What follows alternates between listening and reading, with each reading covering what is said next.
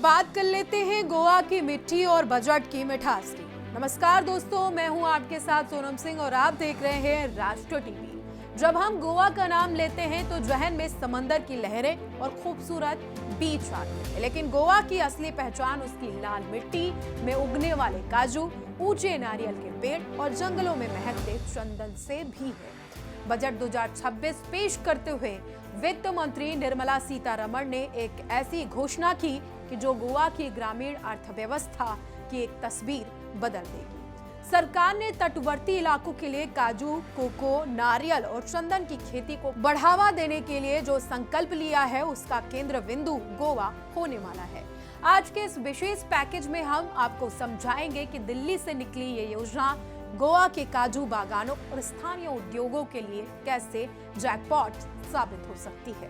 तो सबसे पहले समझ लेते हैं सेगमेंट 1 को, गोवा का काजू मिशन और जीआई टैग की ताकत। गोवा के काजू को पहले ही जीआई टैग मिल चुका है, जिसका मतलब है कि इसकी क्वालिटी दुनिया में बेतोड़ है, लेकिन समस्या थी पुराने हो चुके पेड़ और आधुनिक तकनीकी की कमी। अब देखिए बजट का असर क्या हो सकता है, ये भी हम समझेंगे। वित्त मंत्री ने कहा कि तटवर्ती इलाकों में नए पेड़ लगाए जाएंगे। इसका मतलब है कि गोवा के बागान अब नई तकनीक और हाई क्वालिटी वैरायटीज से लैस होंगे। अब बात कर लेते हैं फैनी उद्योग को बूस्ट करने की। तो बजट में इसका भी प्रावधान लाया गया है। गोवा की पहचान फेनी काजू के फल से बनती है।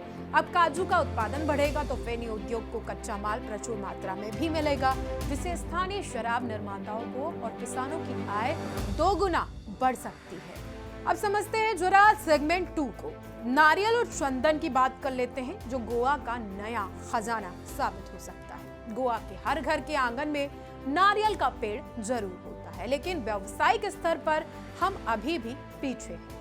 नारियल की प्रोसेसिंग जो है, बजट में कोकोनट प्रोसेसिंग यूनिट्स के लिए फंड का प्रावधान रखा गया है। अब गोवा का नारियल सिर्फ मंदिरों या रसोई तक सीमित नहीं रहेगा, बल्कि नारियल पानी, वर्जिन कोकोनट ऑयल और क्वायर उत्पादों का केंद्र बनाया जाएगा।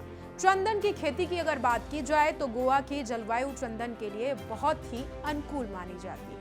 बजट में चंदन के पेड़ों के वृक्षारोपण पर जोर दिया गया। अगर गोवा में चंदन बेल्ट विकसित होती है तो यह आने वाले 15-20 सालों में राज्य को देश के सबसे अमीर कृषि राज्यों में खड़ा कर सकता है। अब नजर डालते हैं सेगमेंट 3 पर। जी हाँ, कोको और चॉकलेट की बात कर लेते हैं। गोवा अब बनेगा इंडिया का Switzerland.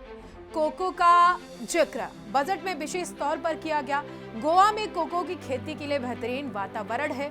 Tourism plus agri plus Goa में एग्रो टूरिज्म का चलन अब बढ़ रहा है।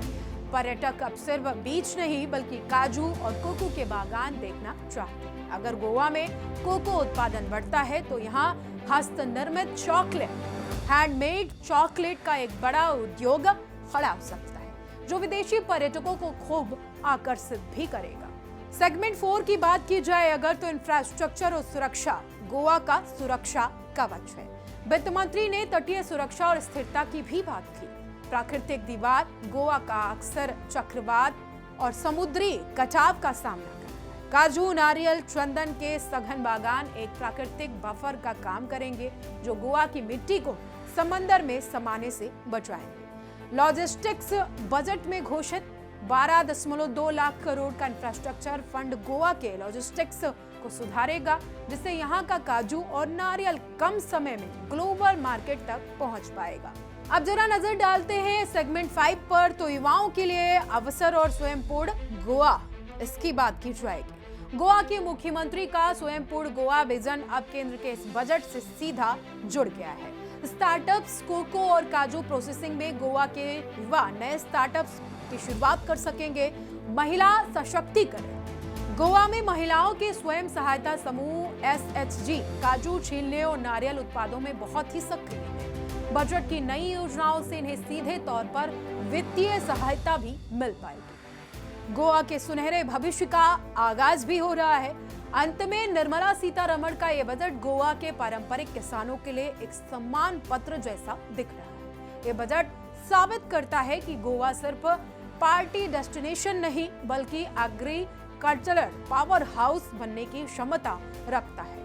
गोवा के मेरे भाइयों और बहनों, आपको क्या लगता है, क्या इस योजना से आपके खेतों में फिर से रौनक लौटेगी? कमेंट में जय गोमंतक लिखकर अपनी राय जरूर साझा करें। बजट और गोवा से जुड़ी हर छोटी बड़ी अपडेट के लिए हमारे चैनल को सब्सक्राइब करना ना भूलें।